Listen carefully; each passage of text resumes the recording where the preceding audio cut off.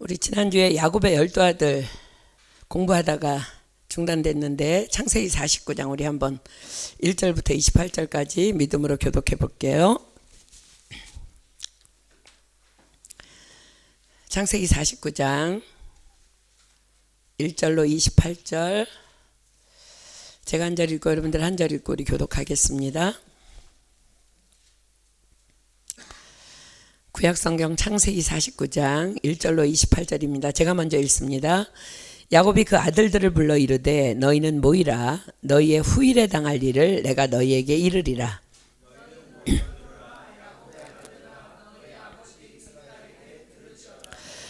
르우벤아 너는 내 장자요 나의 능력이요 나의 기력의 시작이라. 위광이 초등하고 권능이 탁월하도다마는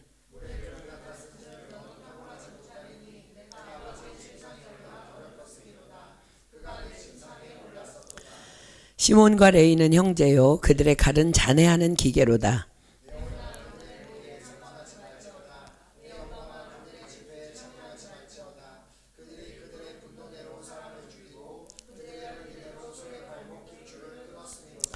그 노염이 혹독하니 저주를 받을 것이요 분기가 맹렬하니 저주를 받을 것이라. 내가 그들을 야곱 중에서 나누며 이스라엘 중에서 흩으리로다.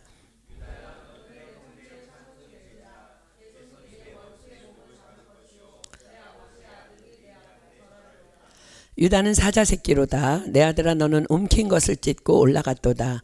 그의 엎드리고 웅크림이 숫사자 같고 암사자 같으니 누가 그를 범할 수 있으랴.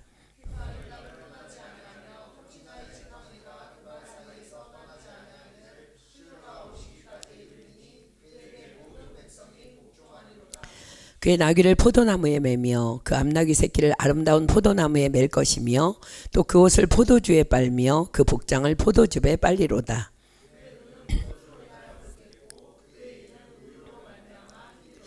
스불론은 해변에 거하리니 그곳은 배 매는 해변이라 그 지경이 시돈까지리로다. 그는 쉴 곳을 보고 좋게 여기며 토지를 보고 아름답게 여기고 어깨를 내려 짐을 메고 앞제 아래서 섬기리로다. 단은 길의 뱀이요 첩경의 독사리로다. 말굽을 물어서 그 탄자로 뒤로 떨어지게 하리로다. 갓은 군대의 박격을 받으나 도리어 그 뒤를 추격하리로다.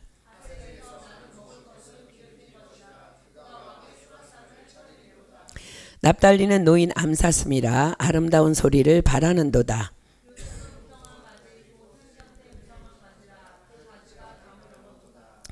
활 쏘는 자가 그를 학대하며 그를 쏘며 그를 군박하였으나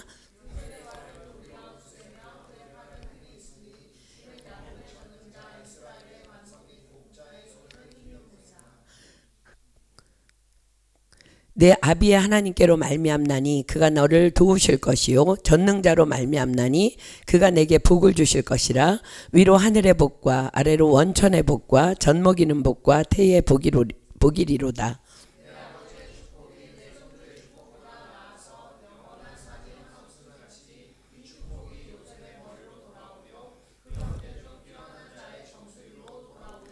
베냐민은 물어뜯는 일이라. 아침에는 빼앗은 것을 먹고 저녁에는 움킨 것을 나누리로다. 이들은 이스라엘의 12지파라. 이와 같이 그 아비가 그들에게 말하고 그들에게 축복하였으되 곧 그들 각인의 분량대로 축복하였더라. 아멘. 오늘 창세기 49장을 읽기는 했으나 어쩌면 이게 시간상 오늘 공부 못하고 넘어갈 수도 있겠습니다. 오늘은 히브리서의 믿음 이제 7번째 시간인데 여러분들 지금 이제 6번 공부하면서 여러분들 믿음이 좀 단단해졌습니까? 지난주에 한국에서 이런 사건이 있었답니다. 어린 아들을 키우며 혼자 살던 아빠가 재혼을 하게 되었습니다. 얼마 후 재혼한 아내가 이제 임신을 하였는데 유산이 되었답니다. 유산의 아픔으로 이 여인이 우울증을 앓게 되었는데 문제는 우울할 때마다 남편의 아이를 구박하고 때리고 심지어는 열흘이 넘도록 방에 가두고 밥도 주지 않았는데 결국 그 아이가 숨지고 말았습니다. 그 아이가 죽기 전날 아무런 잘못이 없음에도 불구하고 내가 잘못했으니 한 번만 용서해달라고, 한 번만 용서해달라고 새엄마에게 빌다가 새엄마가 화가 나서 밀었는데 계단에서 굴러떨어지면서 죽게 됐다는 거예요. 그 아이는 죽을 당시 11살이었고 몸무게는 겨우 22kg였다고 합니다. 우리 야긴이랑 동갑이에요. 그런데 문제는 그 여자가 얼마나 사람들 보기에 믿음이 좋고 교회에 열심이었는지 그 아들에게 날마다 성경 필사를 하도록 가르칠 정도로 대단한 믿음의 사람으로 소문이 난 믿음의 여자였다는 거예요. 사랑하는 여러분, 저는 이 사건 보도를 접하면서 너무나도 두렵고 떨림이 있었습니다. 과연 지금 우리가 공부하고 있는데 믿음이란 무엇일까요?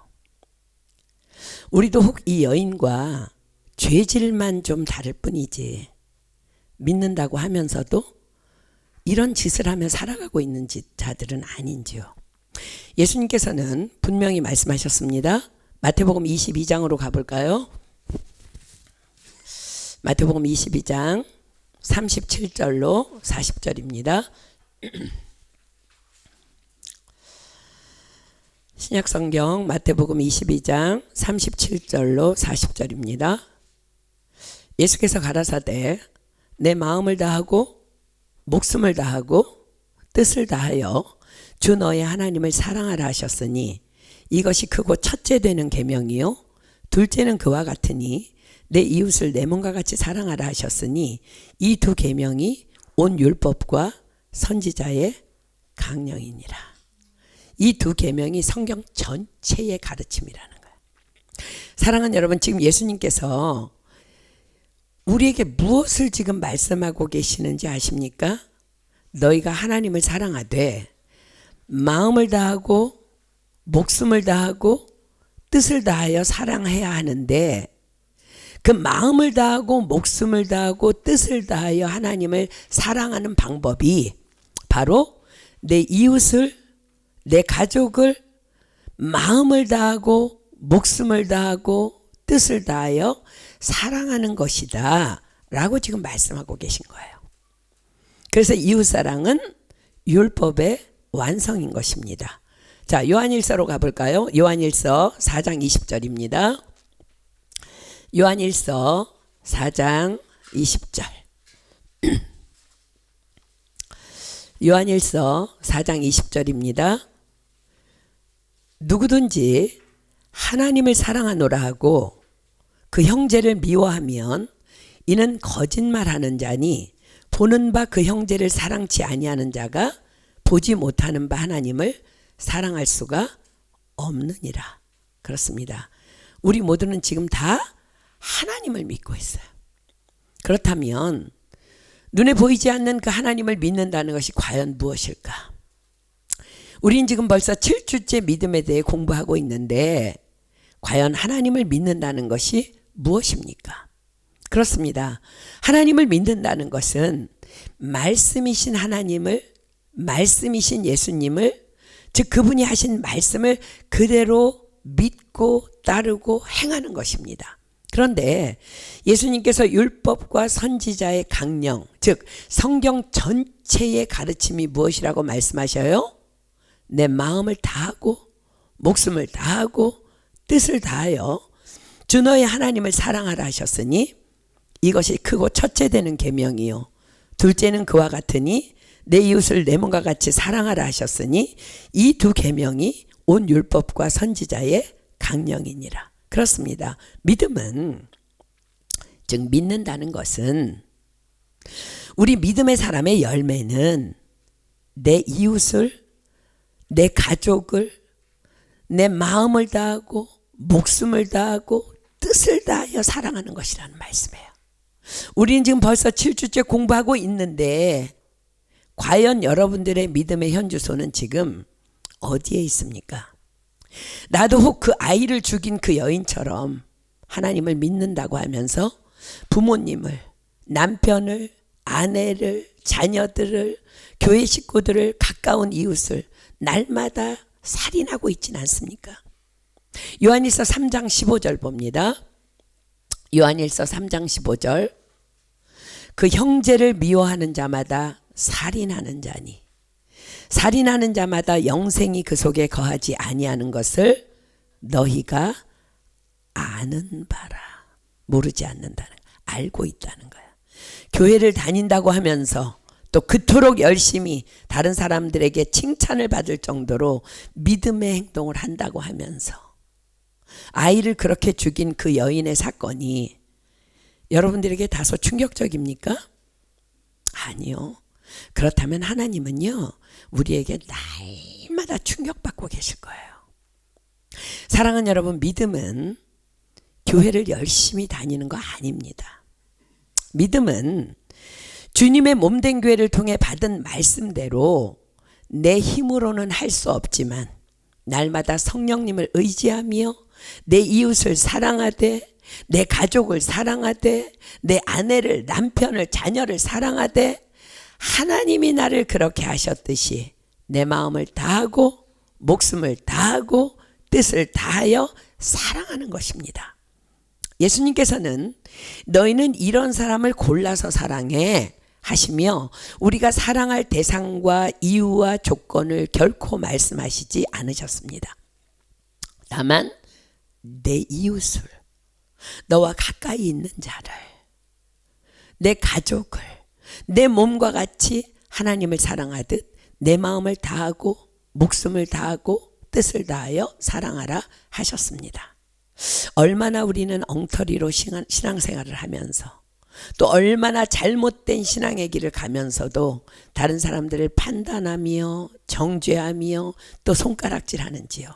이것이 바로 그리스도 십자가의 원수된 삶이며 그것이 바로 살인죄이며 그 여인과 다를 바 없이 살아가는 우리의 충격적인 믿는다는 자들의 삶의 실상인 거예요. 오늘 밤 주님이 오신다면 과연 우리 중에, 저를 포함한 우리 중에 누가 주님 품에 안길 수 있을까요? 아니요. 지금 이 상태로는 우린 아무도 천국에 들어갈 수 없을 것입니다. 사랑하는 여러분, 다시 한번 기억하십시오. 믿음은 교회 열심히 다니는 것 아닙니다.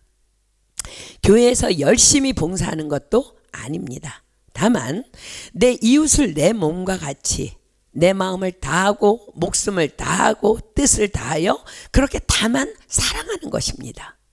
우리는 다만 그 힘을 오늘도 교회를 통하여 공급받기 위하여 지금 이 자리에 있는 것입니다. 그리고 다만 나의 헌신과 봉사를 통해 이웃 사랑만이 하나님을 믿는 믿음임을 우리 교회 모든 식구들도, 우리 교회에 나오는 모든 가족들도 알기를 원하기에, 그래서 우리는 또 오늘도 주님의 몸된 교회를 위해 헌신하며 봉사하며 그렇게 나아가고 있는 것입니다.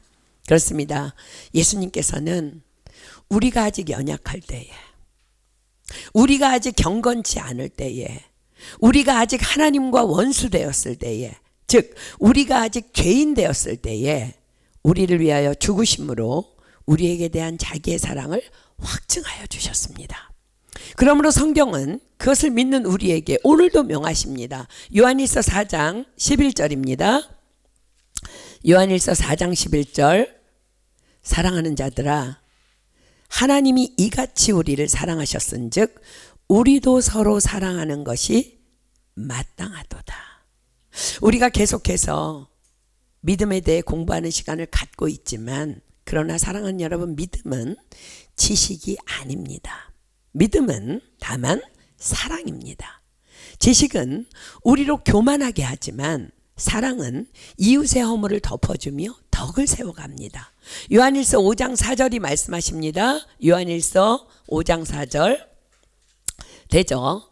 하나님께로서 난 자마다 세상을 이기느니라. 세상을 이긴 이김은 이것이니 우리의 믿음이니라. 우리가 이겨야 할 세상이 뭐예요? 우리를 이간질하여 어찌해서라도 갈라놓으려는 사단마귀, 어둠의 영입니다. 우리는 이미 말씀을 받아 알고 있습니다. 우리의 씨름은 혈과 육에 대한 것이 아니요 정사와 권세와 이 어두움의 세상 주관자들과 하늘에 있는 악의 영들에게 대함이라. 자, 그런데 누가 세상을 이긴다고요? 하나님께로서 난 자마다 세상을 이긴대요. 그런데 하나님은 누구시라고요? 요한일서 4장 7절로 8절 봅니다. 요한일서 4장 7절로 8절. 사랑하는 자들아, 우리가 서로 사랑하자.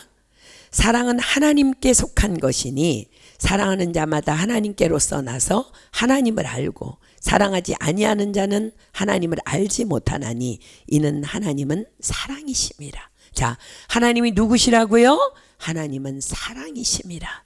누가 세상을 이긴다고요? 하나님께로서 난 자마다. 그렇다면 세상을 이긴 이김은 이것이니 우리의 믿음이니라. 자, 우리가 믿는 어떤 믿음이 세상을 이긴다고요? 하나님은 사랑이심이라. 그렇습니다. 그러므로 세상을 이기는 이김은 사랑이라는 거예요. 그러므로 내가 믿는 하나님은 사랑이심을, 그러므로 하나님을 믿는 내가 해야 할 가장 으뜸되는 믿음의 행함은 오직 이웃사랑이라는 믿음만이 세상을 이기는 것입니다. 이 하나님은 사랑이심을 믿는 믿음을 가지고 세상에 하나님을 전하는 것을 우리는 복음 전파 혹은 전도 혹은 선교라고 합니다. 그렇습니다. 그러므로 우리가 내 마음을 다하고 뜻을 다하고 성품을 다하여 내 이웃을 내 몸과 같이 사랑하는 최고의 행함은 바로 내 삶으로 복음을 전하는 것입니다. 내 삶으로 전도하며 내 삶으로 선교하는 것입니다. 그래서 우리가 가장 가까운 가족과 이웃으로부터 와, 당신은 왜 이리도 손해를 보아가며 그토록 바보같이 살아갑니까? 당신은 자존심도 없습니까? 그러한 질문을 우리가 받게 될 때에, 그럴 때에 우리는 드디어 입을 열어 복음을 전할 수 있습니다. 왜냐하면 내가 믿는 하나님은 사랑이시니까요. 그분이 먼저 나 같은 자도 사랑해 주셨으니까요. 그래서 저는 사랑에 빚진 자랍니다. 하나님은 당신도 사랑하십니다. 그렇습니다. 이것만이 우리의 믿음의 삶이라는 거야. 저는 오늘 잠시 믿음이라는 주제에 우리가 쭉 공부하고 있는 성경 공부를 좀 멈추고, 지난달에 있었던 탈북민들을 위한 말씀 축제에 강사로 초빙되어 말씀을 전하신 고 김광신 목사님의 사모님이신 김영진 사모님의 간증을 여러분들과 함께 나누려 합니다. 함께 이렇게 직접 들으면 현장감 있고 너무 좋은데, 제가 받은 파일이 녹음 상태가 너무 좋지 않아요. 그래서 그럴 수 없음이 좀 안타까운 마음입니다. 그래서 여러분들에게 너무 전하고 싶어서 제가 정말 귀에다가 바짝 대고 듣고 또 들어서 이제 여러분들에게 전합니다. 한국에서는요, 오랜 동안 탈북민들을 위한 그 TD를 섬겨왔어요.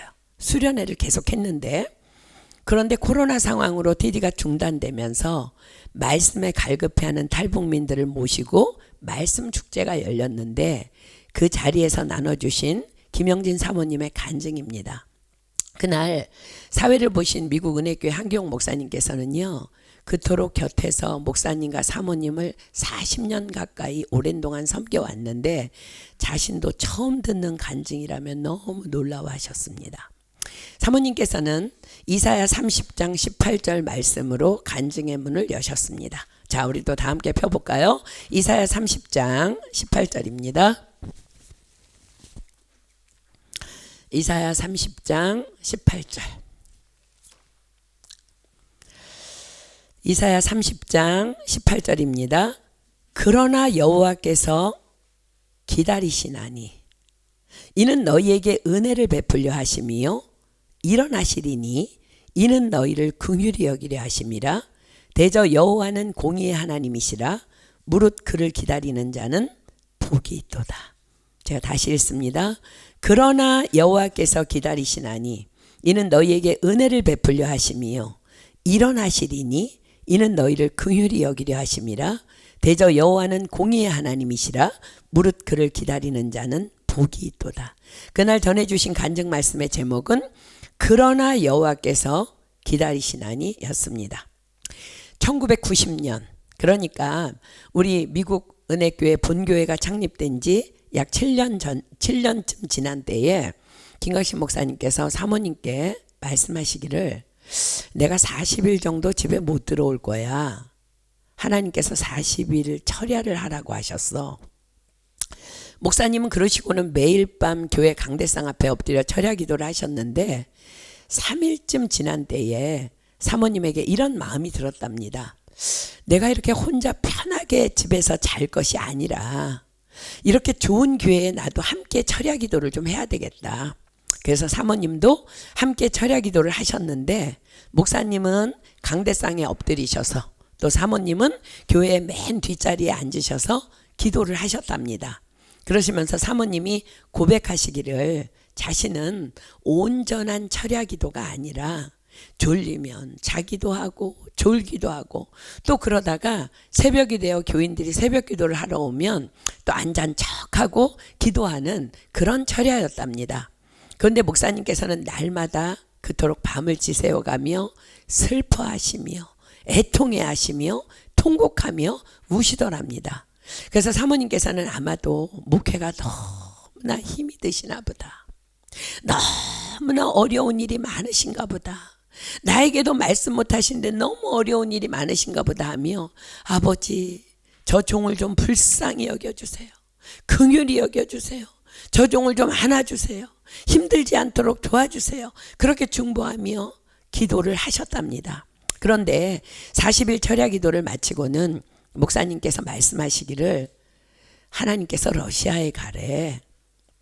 그곳에 50만의 고려인들이 있대. 그들을 만나러 가래.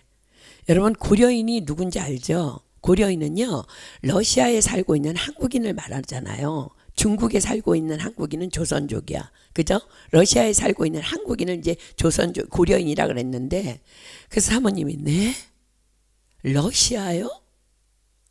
1990년대 당시 러시아는 소련 체제가 무너지면서 현대 국가가 겪을 수 있는 모든 종류의 정치적, 경제적, 사회적 혼돈을 겪는 극도의 혼란의 상태에 있었던 때였습니다. 그런데 그곳으로 가라 하셨답니다. 그러나 아무도 아는 사람도 없고 러시아 말 할 줄 아는 사람도 없고 고려인도 아는 사람도 없고 아무것도 알지 못하지만 그때부터 목사님께서는 러시아에 들어갈 합창단을 모으고 러시아 말로 전도지도 만드시고 연극도 준비하시고 고려인을 만날 것이기 때문에 아리랑도 준비하고 또 어디서 정보를 얻었는데 모스크바의 밤이라는 노래를 너무 좋아한대. 그러니까 그 노래도 러시아 말로 외워서 준비하고 그렇게 할 수 있는 온갖 준비를 다 갖추시고는 드디어 이제 그해 8월에 러시아로 들어가셨답니다. 일단 목적지는 모스크바를 거쳐서 사할린으로 들어가서 그곳에 있는 고려인들을 이제 만나는 것으로 정했기에 그곳에 고려인이 많다는 소식을 듣고 그래서 사할린에 도착해서 거리에서 찬양을 하고 전도지를 나누어 주고 뭐 말을 못하니까 무언극을 하면서 그렇게 이제 거리존들을 하였는데 하나님께서는 그 가운데에서 기적적으로 사람들을 만나게 하시고 약 2,000명 정도의 고려인들을 모아서 집회도 할 수 있게 하셨답니다.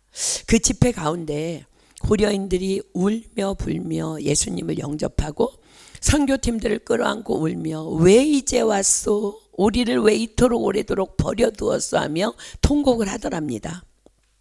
그렇게 집회가 끝나고 어떤 한 집에 식사 초대를 받아 갔는데 그 집에는 저도 90년대에 러시아를 가봐서 아는데요. 너무 무너져서 가난해서 먹을 것이 없었어요. 러시아에 그때는. 근데 그 집에는 단 한 줌의 쌀만 남아 있어서 손님들에게 이것을 대접하면 더 이상 식량이 떨어지는 그런 상황이었답니다. 그러나 너무나도 간곡한 초대에 그 집에 가서 이제 식사 준비를 기다리는 동안 뭐 할 일도 없고 그러니까 우리 찬송할까? 그러면서 찬송가를 부르면서 이제 기다렸답니다. 예수 사랑하심은 거룩하신 말일세. 우리들은 약하나 예수 권세 많도다. 날 사랑하심 성경에 써있네. 근데 그 찬송을 하는데요. 저쪽 한 구석에서 약 70 정도 되신 할머니께서 아버지 잘못했습니다. 아버지 용서해 주시라요. 잘못했습니다라며 흐느끼고 계셔서 사모님께서 얼른 가셔서 왜 그러세요 할머니? 왜 그러세요 할머니라고 여쭈니까 그 할머니께서 말씀하시기를 당신은 성신받은 백성이요? 라고 물으시더랍니다. 그래서 처음에는 못 알아듣고는 네? 뭐라고 말씀하셨어요? 되물으니까 당신은 성신받은 백성이요? 재차 물으시기에 그때서야 알아들으시고는 네, 저는 성령 받은 사람입니다. 저희 모두는 성령 받은 사람들입니다라고 하니 할머니께서 말씀하시기를 내가 얼마 전에 하나님께 울며 불며 당신은 살아계시냐고, 당신은 살아계시냐고, 살아계시다면 나 좀 만나달라고 울고 불고 때를 썼는데 하나님께서 그날 말씀하시기를 곧 성신받은 백성을 만나게 될 것이다 라고 하셨다는 거예요. 그래서 그때부터 이 할머니는 그 성신받은 백성을 만날 준비를 한 거예요. 들에 나가서 고사리를 캐서 삶아 말리고 바닷가에 나가서 다시마를 따서 말리고 성신받은 백성을 만나면 주려고 준비하고 계셨다는 거예요. 그러시면서 그 할머니가 자신의 삶을 이야기하시는데 자신은 이북 사람이라며 결혼해서 아들을 한 명 낳았고 어느 날 남편은 일을 하러 나갔고 자신은 어린 아들을 재워놓고 집 앞 텃밭에서 채소를 가꾸고 있었는데 느닷없이 자신의 얼굴에 복면이 씌워지면서 누군가가 말을 태워 어디론가 달렸다는 거예요. 도착한 곳은 만주 근처였고 자신을 납치해온 남자는 노름을 하다가 빚을 지게 되니까 여자를 납치해다가 빚쟁이에게 자신을 돈 대신 넘긴 것이었답니다. 그때부터 이분은 낮에는 그 남자의 식모로 밤에는 성노예로 살아가는데 또 그 남자가 빚을 지면 다른 남자에게 넘겨지고 또 그 남자가 빚을 지면 다른 남자에게 넘겨지고 결국에는 러시아 남자에게 팔려서 아이를 둘을 낳고 지금껏 이렇게 살아왔다는 것입니다. 너무나 외롭고 고통스럽고 힘들 때면 사할린 바닷가에 나가 절벽에 올라 날마다 절규하며 외친 말은 하나님 당신은 살아계십니까? 하나님 당신은 살아계십니까? 라는 질문뿐이었답니다. 그런데 당신들이 부르는 예수 사랑하심은 거룩하신 말일세. 날 사랑하심, 날 사랑하심. 그 찬송은 내가 어렸을 때 내 어머니가 불러주셨던 찬송이고 또 하나님께 때를 쓰며 당신은 살아있냐는 나의 통곡에 곧 성신받은 백성을 만나게 될 것이다 하신 하나님의 말씀이 생각났다는 거예요. 그러면서 그 할머니께서는 자신의 원통을 하나님은 아실까요? 나의 원통을 하나님은 아실까요?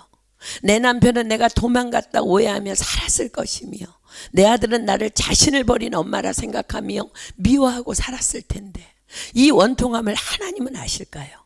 하나님이 아신다면 이젠 난 족하다고 아무것도 바라지 않는다고.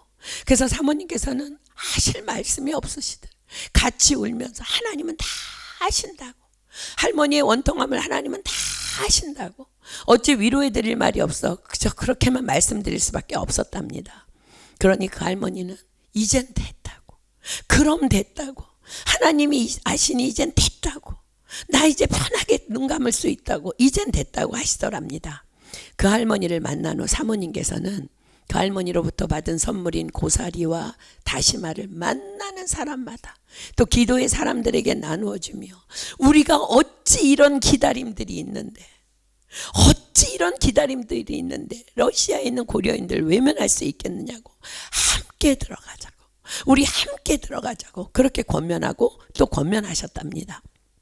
또 한 번은 따슈겐트라는 지역에 들어갔는데 함께 간 그 EM 아이들, 영어권 아이들 2명이 2세들이죠. 설사가 났대요. 근데 도저히 멈추어지질 않아서 병원에 갔답니다. 병원에 가니까 설사가 너무 심해서 입원을 해야만 하는데 보호자가 꼭 있어야 한다고 하더랍니다. 그래서 뭐 전도하고 막 선교하고 하는 사역들이 이루어지는데 사모님께서 제가 있겠습니다. 그리고 그 아이들을 이제 병원에서 돌보시기로 했답니다. 그랬더니 소독을 한다고 3사람을 세워놓고 머리끝부터 발끝까지 이제 흰 가루를 덮어 씌워가며 그렇게 병원에 들어갔는데 그 입원한 중에서도 그 EM 아이들 너무너무 예쁜 아이들이 선교하러 왔다며요. 두 아이들이 영어로 찬양을 부르고 또 한국말로도 찬양을 불렀는데 그럴 때마다 병실을 가득 그 찬양을 듣기 위해서 많은 사람이 모여들더래요. 그래서 그때마다 사모님은 할 줄 아는 말이 하나님은 당신을 사랑하십니다. 그 러시아 말 한마디 그거 외워온 거 그거밖에 없으니까 하나님은 당신을 사랑하십니다. 하나님은 당신을 사랑하십니다. 그 말만 하면서 김 목사님이 이렇게 박스에다가 적어준 요한복음 3장 16절에다가 이렇게 줄을 치고는 그걸 보여주면서 그냥 또 할 수 있는 말이 없으니까 하나님은 당신을 사랑하십니다. 하나님은 당신을 사랑하십니다. 그 말만 했는데 너무나 많은 사람들이 눈물을 흘리며 또 어떤 사람은 사모님 품에 안겨서 한없이 우는 사람들도 있었답니다. 이제 그렇게 입원하고 설사가 멈추어져서 퇴원을 이제 하게 되었는데 이 아이들이 뭐 먹지를 못해서 그리고 뭐 걷지도 못하고 자꾸 쓰러지더랍니다. 이제 퇴원을 설사는 멈췄지만 할 수 있는 상황이 안 된 거야. 그 상태로는 비행기를 타고 미국으로 돌아가는 것도 불가능한 상태고 또 이 귀한 자식들 선교하러 보낸 부모님들에게는 어찌 고개를 들 수 있겠나는 생각에 뭐 말이 안 통하니까 이 아이들을 좀 죽이라도 끓여 먹일 수 있도록 하기 위해서 막 병원 사람들한테 그냥 누군가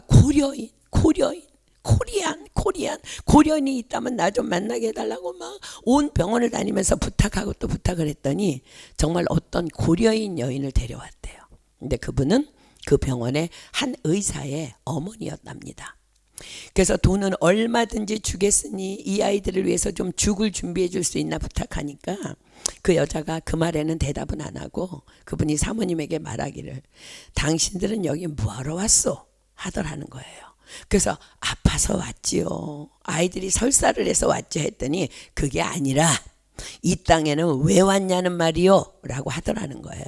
그래서 우리는 미국에서 왔고 크리스천이고 이 땅에 복음을 전하러 왔다고 하니 이 여자가 하는 말 예수쟁이들이구먼 하면서 자신은 공산당이라며 난 예수쟁이들을 너무 싫어하니 당신의 요청을 절대 들어줄 수가 없다면서 단호하게 얼음장을 놓듯 거절하더랍니다.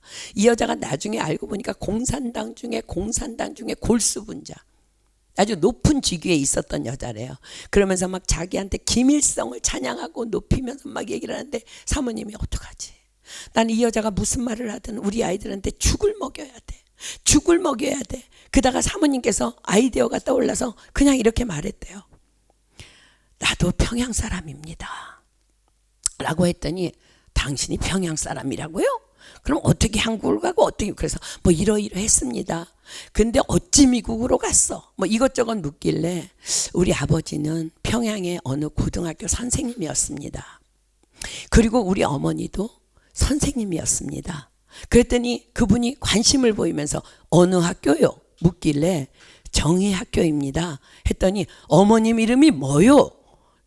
그래서 누구라고 했더니 그분이 너무 놀라면서 내가 가장 존경하는 선생님이었다고 하면서 그분이 어디 계시냐 살아계시냐 그래서 지금 서울에 건강하게 살아계사 했더니 갑자기 이분이 태도가 바뀌더니 잠깐만 기다리라고 하더니 한참을 있다가 오는데 죽과 설사에 좋은 나물들을 뭐 이만큼 준비해 갖고 왔더래요.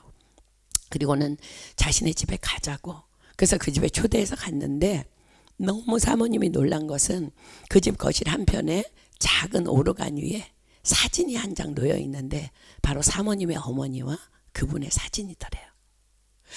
그렇게 한참을 이야기를 나누는데 하나님께서 예배를 드리라는 감동을 주셨대요.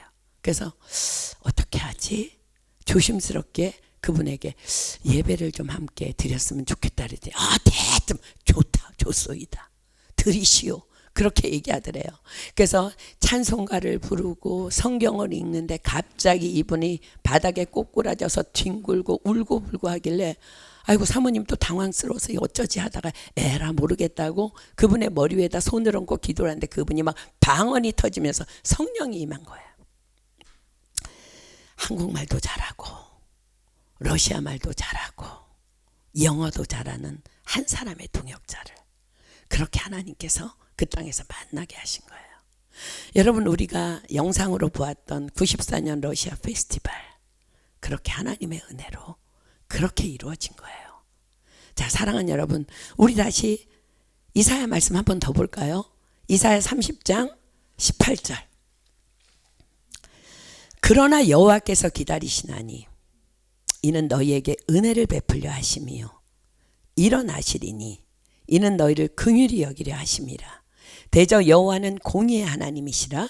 무릇 그를 기다리는 자는 복이 있도다.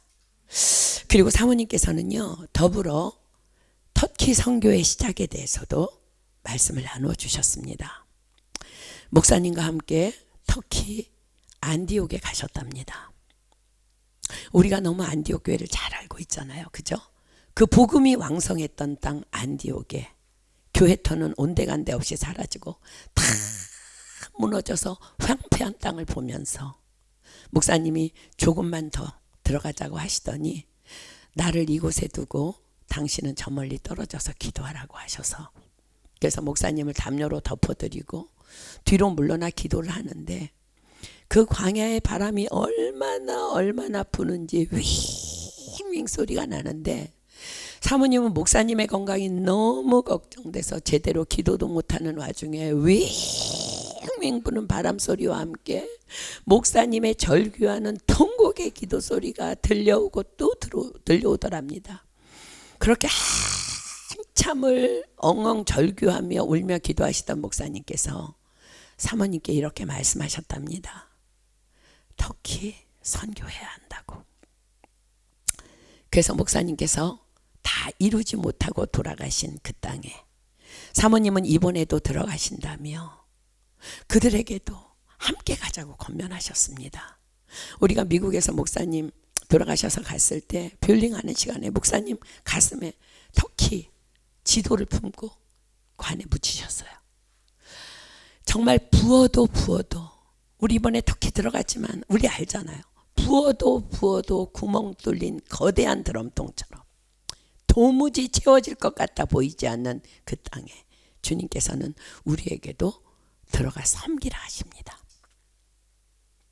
사랑하는 여러분, 우리도 우리 아버지 목사님을 따라 그 땅에 들어가야 되지 않겠습니까?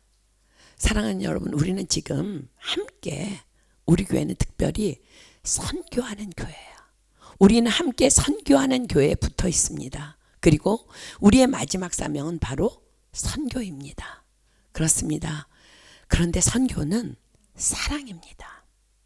그리고 믿음도 사랑입니다. 그러나 만약 우리가 몸으로는 선교는 열심히 가는데, 이번에 우리 다 같이 콩고도 다녀왔잖아요. 전 여러분들 너무 자랑스럽고요. 날마다 기도로 여러분들 축복하고 있고요. 여러분들 너무 멋지고요. 여러분들 너무 안아주고 싶고요. 너무 고맙고 너무 예뻐요. 그런데 우리가 몸으로 선교는 열심히 가는데, 교회 섬김도 열심히 하는데 나에게 다만 사랑이라는 믿음이 없다면, 마치 어린아이들을 내 분노대로 죽인 그 여인과 우리는 다를 바 없는 사람들임을 기억해야 합니다. 그렇습니다. 선교의 기초는 다만 사랑입니다. 사랑하기 때문에 섬겨야 하고 사랑하기 때문에 달려가야 하는 거예요. 자, 성경은 기록합니다. 디모데전서 3장 5절 피겠습니다. 디모데전서 3장 5절. 디모데전서 3장 5절. 사람이 자기 집을 다스릴 줄 알지 못하면 어찌 하나님의 교회를 돌아보리요. 여러분, 자기 집이 어디에? 1차적으로는 내 주님의 몸된 성전이야.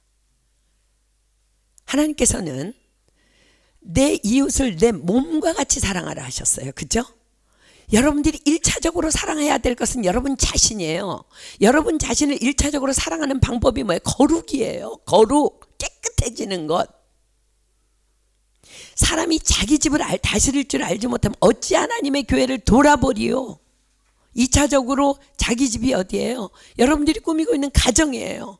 여러분 아내, 여러분 남편, 여러분 자녀, 여러분 부모님, 여러분 가까이 있는 이웃, 교회 식구들, 어찌 하나님의 교회를 돌아보리요?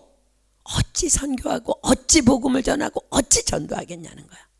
그렇습니다. 우리가 죽도록 충성해야 할 선교라는 사명 앞에서 만약 내가 내 가족을, 내 남편을, 내 아내를, 내 가까운 이웃을, 내 교회 식구를 마음을 다하고 뜻을 다하고 성품을 다하여 사랑하지 못한다면 우리의 선교는 멈추어져야 합니다. 형제를 미워하는 자마다 살인하는 자니 라고 분명히 말씀하십니다. 주님은 내가 내 몸을 불사르게 내어줄지라도 살인자의 헌신은 결코 받지 않으실 것이기 때문입니다. 왜 우리는 형제 사랑이 그토록 어려운 것일까? 오늘 답을 붙잡고 함께 기도했으면 좋겠어요. 고린도후서 10장 4절로 6절, 우리가 믿음에 대해서 공부하면서 계속 매주마다 찾는 말씀, 고린도후서 10장 4절로 6절 답입니다. 왜 우리는 아내 사랑이 그렇게 어렵고, 왜 우리는 남편 사랑이 그렇게 어렵고, 왜 우리는 자녀 사랑이 그렇게 어렵고, 왜 우리는 가까운 교회 식구들 사랑이 그렇게 어려울까? 자, 고린도후서 10장 4절로 6절입니다. 우리의 싸우는 병기는 육체에 속한 것이 아니요 오직 하나님 앞에서 견고한 진을 파하는 강력이라. 모든 이론을 파하며 하나님 아는 것을 대적하여 높아진 것을 다 파하고 모든 생각을 사로잡아 그리스도에게 복종케 하니 너희의 복종이 온전히 될 때에 모든 복종치 않는 것을 벌하려고 예비하는 중에 있노라. 자, 여러분, 모든 이론, 하나님을 아는 것을 대적하여 높아진 것, 모든 생각 다 같은 말입니다. 다 같은 말이라고 했죠? 이론이 뭐예요, 여러분? 이론, 이치에 맞는 논리입니다. 자, 남편을 향한 아내들의 이론이 있습니다. 내 남편은 이러이러해야 되는데 이러이러한 사람이야. 그래서는 안 돼. 자, 아내를 향한 남편들의 이론도 있습니다. 내 아내는 이러이러해야 되는데 이러이러한 여자야. 그러니 안 돼. 자식을 향해서도 부모들이 다 이론이 있습니다. 내 아이들은 이러이러해야 하는데 이러이러한 아이들이야. 그래서 안 돼. 부모님을 향해서도, 교회 식구들을 향해서도, 이웃을 향해서도 우린 얼마나 많은 이론들이 내 안에 들어차 있는지요. 우린요, 건너편 아파트 사람 미워하지 않아요. 왜요? 내 안에 그들에 대한 이론이 아예 없으니까, 정보가 아예 없으니까, 그 사람이 어떤 사람인지 무슨 생각을 하는지 아예 없으니까. 그러나 우리 안에는요, 너무나 가까운 사람들에 대한 이론이 많이 들어있어. 이 사람은 이렇고 저 사람은 저렇고, 이 집사님은 어떻고 저 집사님은 어떻고, 저 목사님은 어떻고 저 선교사는 어떻고, 너무 가까운 사람에 대한 이론이 많이 들어있어. 그래서 자라보고 놀란 가슴 소뚜껑 보고 놀란다고 지레 판단하고 정죄하며 그 사람이 그 의도로 얘기하지 않았는데 안 돼, 안 돼가 먼저 나오는 거야. 그 싸움이 일어나는 거야. 안 되긴 뭐가 안 돼요. 안 되긴 뭐가 안 되냐고. 하나님은 내가 죄인이었을 때, 원수 되었을 때, 경건치 못할 때에, 연약할 때에 죽으심으로 우리에게 대한 당신의 사랑을 확증시켜 주셨는데 안 되긴 뭐가 안 돼. 만약 하나님께서 나에 대한 이론을 펼치시면 우리는 수민하실 수 있겠습니까? 사랑하는 여러분, 우리는 그래서 날마다 매 순간 기도해야 돼요. 하나님, 성령님, 당신이 필요합니다. 제게 와주십시오. 내 안에 있는 모든 이론을 파해 주시고, 그로 인해 내 안에 들어차 있는 하나님 아는 것을 대적하여 높아진 것을 다 파해 주시고. 여러분, 그 모든 이론이요, 하나님 아는 것을 대적해서 높아진 거예요. 하나님은 내가 죄인 되었을 때, 원수 되었을 때 사랑이래. 나는 아직도 그 이론을 가지고 있어. 내 남편은 이러이러해, 내 아내는 이러이러해, 내 자식은 이러이러해, 내 부모님은 이러이러해. 성령님은요, 견고한 진을 파는 강력이시며 소멸하는 불이세요. 그래서 우리는 성령 충만 받아야 되는 거야. 그래서 우리는 매 순간 기도해야 되는 거야. 내 안에 있는 모든 이론을 파해 주시고, 그로 인해 내 안에 들어차 있는 하나님 아는 것을 대적하여 높아진 것을 다 파해 주시고, 내 안에 모든 더러운 육신의 생각을 사로잡아 그리스도께 복종케 하는 그 견고한 진을 파하시는 강력이신 성령님, 제발 제발 제발 저에게 임하여 주십시오. 저는 아까 찬양하면서 참 성령님은 놀라우신 분이라고 생각했어요. 제가 이런 말씀을 전할지 목사님 전혀 모르는데 오늘 찬송을 기가 막히게 말씀에 맞는 걸 뽑아서, 사랑의 하나님, 기적의 하나님 우리에게 오시라고. 여러분, 기적은요, 홍해 바다가 갈라지는 게 기적이 아니에요. 사랑할 줄 모르던 내가 성령 받아 사랑하고 거룩하게 되는 게 기적이에요. 아멘입니까? 우리가 날마다 성령을 구하며 그렇게 기도함으로, 그래서 내가 나의 가족과 이웃을 사랑하되 빈 마음 되어서, 여러분, 내 안에 정보가 없는데 뭘 사랑하지 않을 게 있어? 여러분, TD 가면 캔디데이트를 섬기는 게 왜 이렇게 쉬운지 알아요? 그 막 말도 안 되는 꼬장 부리는 캔디데이트들인데 왜 쉬운 줄 알아? 그 사람에 대한 정보가 없어. 정보 딱 하나, 저 사람은 캔디데이트야, 은혜 받아야 될 사람이야. 그래서 쉬운 거예요. 여러분, 가족은 왜 어렵다고요? 너무 이론이 많아. 너무 이론에 많아. 내가 정해놓은 이치와 논리, 그게 너무 많다는 거예요. 우리가 성령을 구하며, 그래서 내가 나의 가족과 이웃을 사랑하되 빈 마음이 돼서 다만 가난한 마음으로, 다만 애통하는 마음으로, 다만 온유한 마음으로, 다만 의에 줄이고 목마른 마음으로, 다만 긍휼히 여기는 마음으로, 다만 청결한 마음으로, 다만 화평하는 마음으로 내 이웃을 내 마음을 다하여 힘을 다하여 뜻을 다하여 사랑하게 해주십시오. 여러분, 일평생 기도 제목 이거 여러분 하나여야 되는 거, 하나여야 되는 거야. 우리는 매 순간 이렇게 기도해야 돼. 매 순간, 날마다가 아니라 매 순간. 사랑하는 여러분, 예수님께서 올라가시면서 우리에게 지상 명령을 주셔서 선교해야 합니다. 땅끝까지 이르러. 우리는 선교해야 돼. 그러나 살인자의 선교는요, 결코 하나님께서 받지 않으세요. 꽝이라는 거야. 아무리 내 몸을 불사르게 내어줄지라도 그날에 우리의 저소는 천국이란 보장 없습니다. 그러나 우리가 오직 견고한 진을 파하시는 강력이신 성령님을 날마다 구하고 또 구할 때, 구하라 주실 것이요, 찾으라 찾을 것이요, 두드리라 열릴 것이니 구하는 자에게 성령을 주시지 않겠느냐. 우리가 그렇게 구할 때 우리의 믿음은 반드시 상급받는 믿음, 더 나아가 우리의 선교는 반드시 상급받는 선교의 열매를 넉넉히 거두게 될 것입니다. 그렇습니다. 우리에게는 약속이 있잖아요. 너희는 먼저 그의 나라와 그의 의를 구하라. 그리하면 그 모든 것을 너희에게 더하여 주시리라. 여러분, 하나님께서요, 복음 전하래요, 선교하래요, 전도하래요. 너희는 먼저 그의 나라와 그의 의를 구하래요. 그러면 그 모든 것을 더하여 주신대요. 사실 선교가 여러분들 비전이 돼야 돼요. 그럼 여러분들 비전은 그냥 다 이루어지는 거야. 우리 주일날 말씀 받았죠? 하나님은 거짓말을 못하세요. 하나님은요, 후회가 없으신 분이에요. 당신 말씀을 번복하지 않아요. 하나님께서 말씀하셔서 반드시 그렇게 이행하시는 분이에요.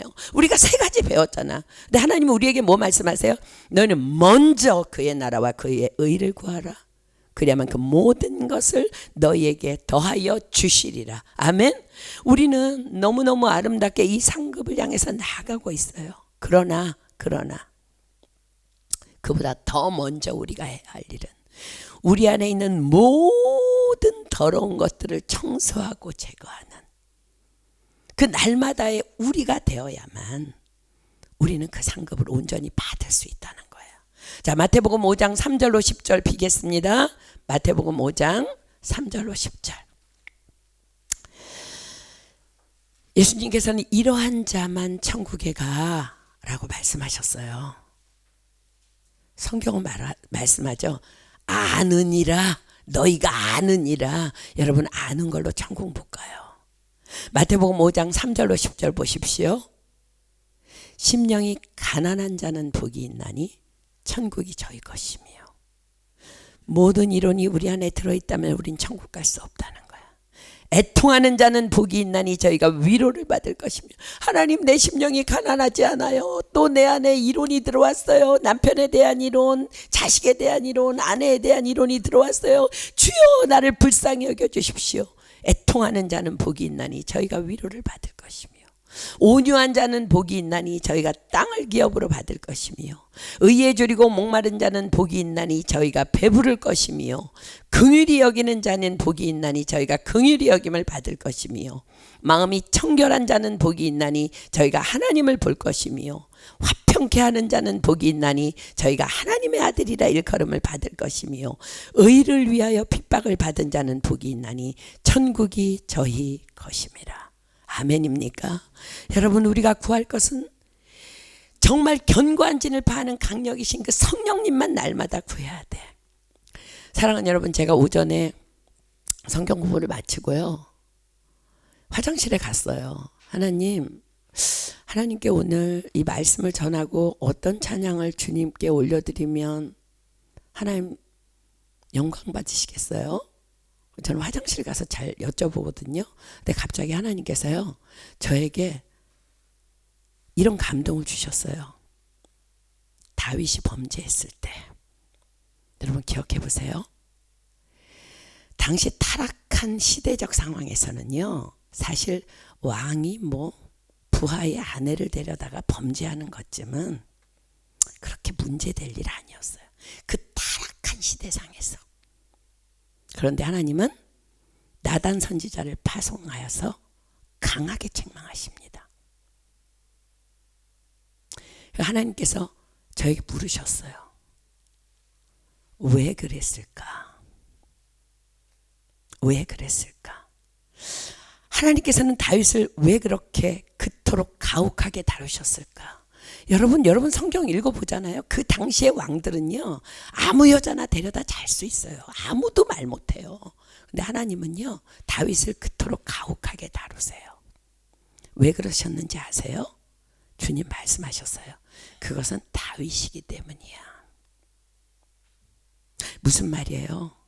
하나님은요, 그 시대에도 다윗만큼은 성결하기를, 거룩하기를 원하셨기 때문이에요. 왜 우리는 오늘 이 말씀을 받고 있어요? 니네들 선교에 불사르게 몸을 내찔러도 살인하면 니네 천국 못 가. 지금까지 너희들 10년 20년 달려온 그것들 다 꽝이야. 왜 우리 지금 이 말씀 듣고 있어야 돼요? 우리니까, 나니까, 은혜교회니까, 다윗이니까. 아멘입니까? 왜 저와 여러분은 오늘 이토록 거룩을 몸부림쳐야 돼요? 나니까, 우리니까. 아멘입니까? 하나님은요, 한 사람이면 충분하시다고 말씀하세요. 말씀에 순종하는 자, 그 한 사람으로 당신의 역사를 이루어 가세요. 오늘 이 말씀을 받은 여러분들에게 말씀드립니다. 다 함께 우리가 말씀을 받았지만요, 하나님은요, 나에게 말씀하시는 거예요.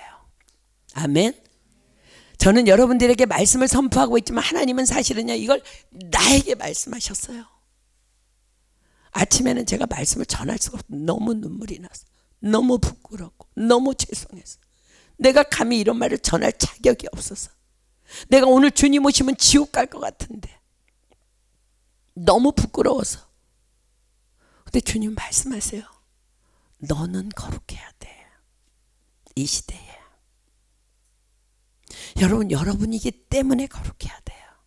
다윗은 다윗이기 때문에 거룩해야 됐던 것처럼 우리는 이 세상 풍조를 따라가서는 안 돼요. 하나님이 아니라 그러면 아닌 거예요. 더러운 거라면 더러운 거예요. 하나님은 거룩하라 그러면 우리는 거룩해야 돼요. 아멘. 왜냐하면 우리는 세계 선교를 마무리해야 하는 공동체니까. 하나님이 그 사역을 우리에게 맡기셨으니까. 전 세계에서 유일한 파리 은혜교회니까. 그리고 우리니까. 아멘입니까? 우리 찬양하고 기도하겠습니다. 한 사람이면 충분했던 주님, 하나님, 내가 그 사람 되기를 원합니다. 오늘 우리 거룩을 위해서 기도합시다. 그리고 오늘 기도할 때 하나님, 내 안에 내가 가까운 이웃에 대한 너무 많은 이론들이 있습니다. 소멸하는 불이신 성령님, 견고한 진을 파는 강력이신 성령님, 내 안에 제발 오늘 오셔서 내 안에 있는 모든 이론을 다 파해 주시고, 하나님 아는 것을 대적하여 높아진 것 다 파해 주시고, 모든 더러운 육신의 생각 다 파해 주셔서 내가 가난한 심령으로 주님 바라보며 계속해서 하나님께서 맡기신 사명 감당할 수 있는 깨끗한 그릇 되게 해달라고 오늘 찬양하고 그렇게 하나님 앞에 우리 몸부림치며 기도하며 나갔으면 좋겠습니다.